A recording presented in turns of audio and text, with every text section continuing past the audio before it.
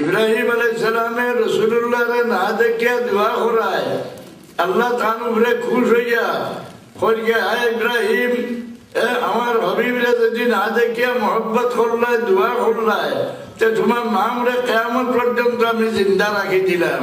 আপনারা দুরূদ শরীফ পড়িতে কামা সাল্লাইতা আলা ইব্রাহিম কওমিনা না আপনারা এই সুযোগ আল্লাহ দিছেন রাসূলুল্লাহরে না দেখিয়া তার লাগি দোয়া করলে আপনারাও লাভবান হইবাই। ই কোন দোয়া জাননি? আজানোর বাদর দোয়া আউয়াল তো না আখের সারা আল্লাহর হাবিবর লাগি দোয়া।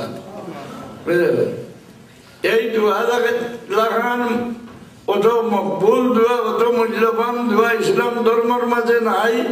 রাসূলুল্লাহ ফরমাইন মান যারা কবরি ওয়াজাবাত লাহু শাফাআতি আমার ওয়াফাতের পরে যে ব্যক্তি যে উম্মতে আমার রওজা শরীফে জিয়ারত করব তার লাগি আমার শাফাআত করা ওয়াজিব হইছে।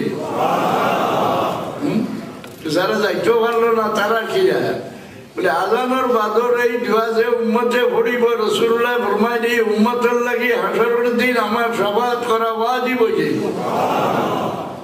হাসরের দিন যেগুলো আল্লাহ কইবা আয় আমার হাবিব আপনার অর্ধেক উম্মতরে আমি বেহিসাব ছাড়ি দেই আপনি খুশ হইয়া থাকবা। রাসূলুল্লাহ ফরমাইবা ইয়া রাসূলুল্লাহ বাকি উম্মতরে আমি খান্নে ছাড়িয়া যাইমু যারা রোজ 5 বার আমার লাগি মাকামে মাহমুদের দোয়া করছে ওয়া বাসু মাকামে মাহমুদান আল্লাযী ওয়া'আদতাহু।